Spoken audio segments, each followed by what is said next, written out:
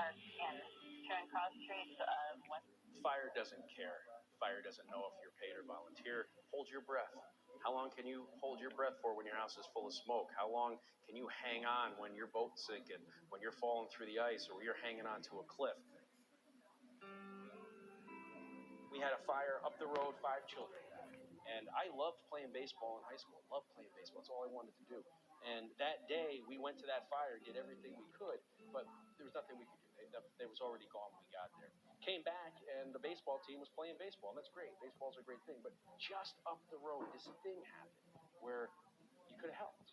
Sports is a fun thing, but this is life, man. This is real. And if you have an ability to help people, it's wrong not to do it. If you don't help us, we won't be here.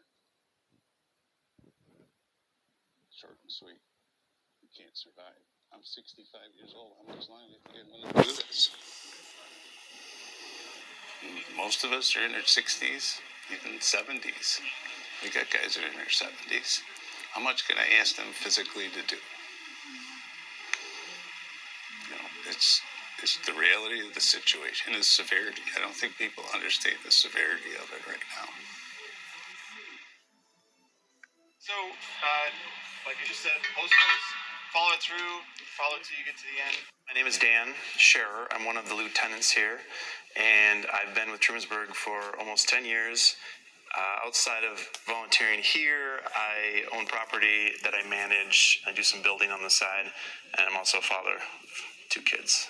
When you see us out and about, if we're driving around or if we're actually running a call, I don't think a lot of people understand all the preparation that went into getting ready for that, whatever that is. It's a ton. I can't even put a number on it, but, you know, for an hour call, there might be 100 hours of training behind it. My name is Alex Gresov. I'm a lieutenant here at Trumansburg, and for a full-time job, I work at Ithaca Fire Department. I'm a firefighter there as well. So this week, we had people going through a maze. Our masks had blackouts on the mask, so we couldn't see. And we were just crawling through a course with a hand line to guide us. Put our hand on the hand line, and there's certain obstacles that come up.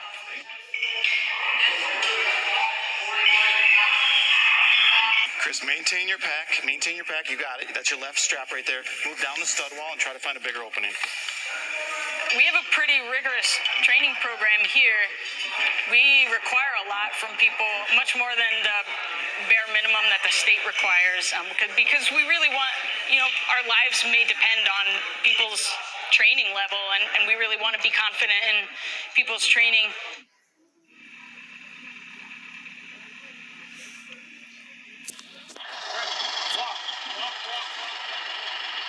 It has to be time consuming. You have to be trained, otherwise you're going to get hurt.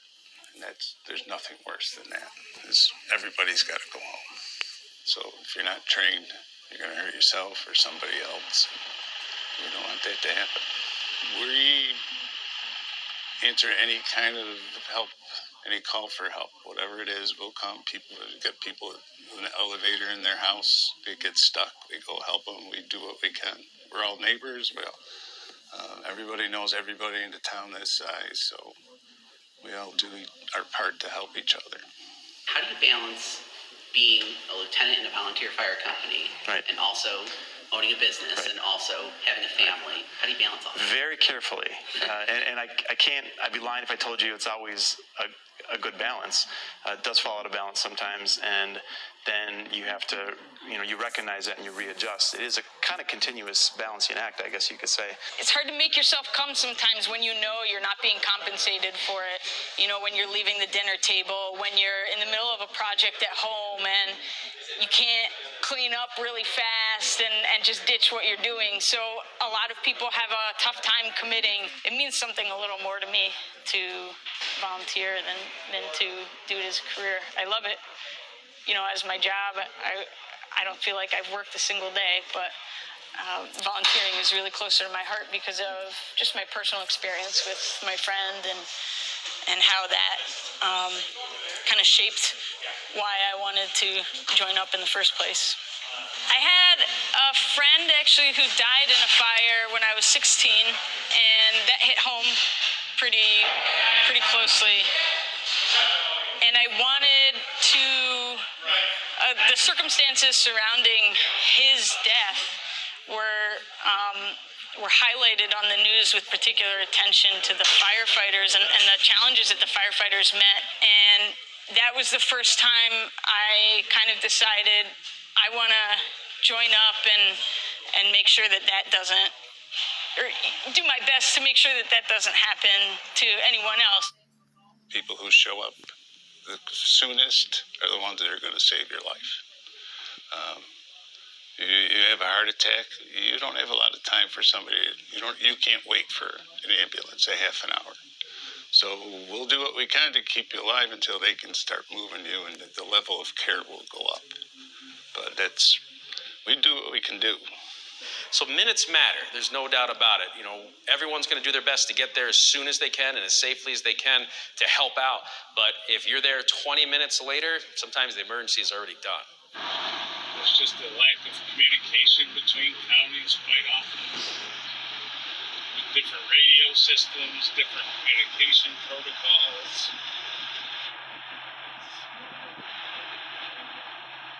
Different procedures. Sometimes the dispatcher doesn't follow the right procedure. He or she doesn't call the right neighboring department. It's not a perfect system. So yeah, that's definitely something that we kind of have to deal with. It's also because we're a volunteer department, we don't have people here ready to jump on fire trucks typically. We have people that live close, they can get to the fire station quickly and get trucks on the road. But that definitely does, present a challenge. In a downslope in volunteer firefighters over the past 20, 30 years now, because the trainings has gone up and moms and dads work. In the old days, dad would go fight fire and mom would stay home with the kids. That's not the way it is anymore.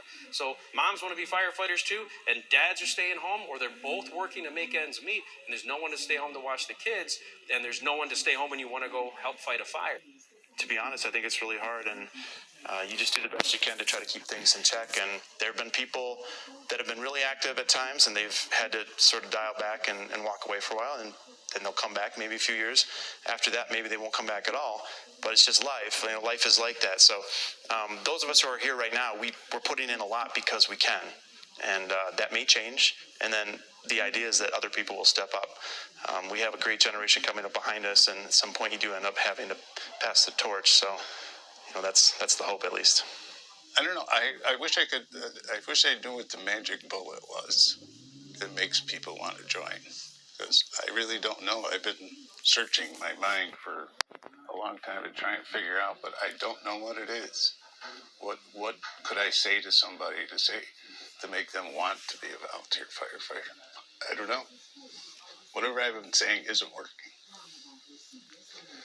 Because we're all in trouble. There just is not enough people. Plenty of trucks, not enough people. We need the next generation to step up. Are you going to do it? Are you going to do it? Are you going to volunteer?